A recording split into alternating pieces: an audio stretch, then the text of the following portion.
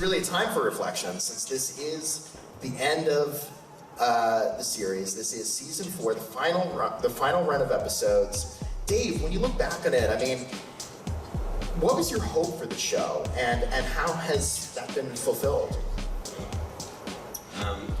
I mean, this show was a big change, you know, from, I've been working, Clone Wars was, I think, 8 years of my life at a certain point. It was a big transition for all of us that had been at Lucasfilm, and you know, to go in this new direction. So it was an important moment, not just, I think, for the story of Star Wars, but for our company as a whole, to kind of say that we're going to continue making this stuff, we're going to make it high quality, you know, we're going to try to do all the things that George taught us to do, but now we have to do it without him. And that's a very daunting task, but he had prepared us well. So, you know, in one way, it's like, I take very seriously that we have to continue this legacy that's very important to everyone. It's very important to everybody who works at Lucasfilm. But also I wanted Rebels to stand on its own, that if you've never seen anything else that's a part of Star Wars, you would enjoy this story. And this story, if you watch from first season, the first episode makes certain promises about what this kid's journey is going to be, what he's going to do, and so we have to fulfill that story by the end. It does not exist to set up one of the movies. It does not exist to tie directly into one of the movies. If none of the other movies existed, this story should work as a mythology. It's nice that it touches other things and that there are crossovers. That's a deeper level, which is fine.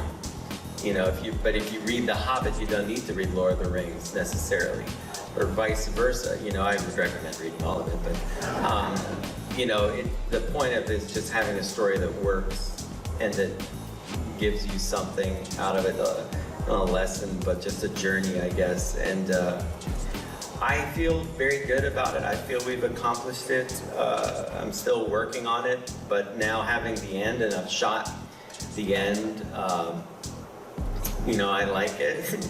I guess so.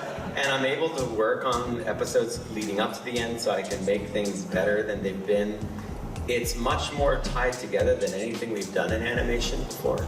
The first couple episodes tie off certain threads that we had to, and then we deal pretty much from the 5th episode to the end with Ezra and what's going to happen and everything that goes down. So, but it's almost feels like a day-to-day basis or a continuous thing where each episode really plays into the next. I mean, they work a story still, but you feel the flow of it and the connection. So I like it. Very few people know the actual total ending of the thing. So if you think I give you guys a hard time, even on the crew, only a handful of people actually know how the story ends in its final form. They don't.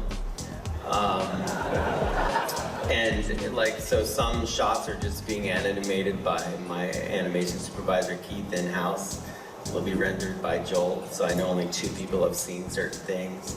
Because trying to keep things secret, you know, it's not to be mean or anything like that. It's just, I even want people on my crew to be able to sit down in the theater and enjoy the outcome of these characters' story, having never seen it, so that they can hopefully be like, wow, this is accomplished. And because that's what we're all after. Like, spoilers, I understand going after them. I'm a fan. I mean, it's a temptation to go after that spoiler, but you really want to experience it in the moment, because there's really nothing better, especially if you can be in a room full of people and experience a moment like that and share a moment. Like when I was a kid and you see A New Hope and Obi-Wan says, you know, use the Force, the whole theater went nuts because nobody knew that guy could still talk. And the whole theater screamed and people stood up and cheered, and it's like, we need a bit more of that feeling these days where people are like, if we stick together, we can do this. And we don't need to be afraid. And that's like, Luke, you don't need to be afraid. Believe that despite this being an insurmountable task, you can do it. And so that's what the story of Star Wars is about, this selfless journey. So hopefully we get that there. Thank you for watching this episode. If you would like to help with future projects, please visit us on our Patreon page. Please click like and subscribe to see more great videos.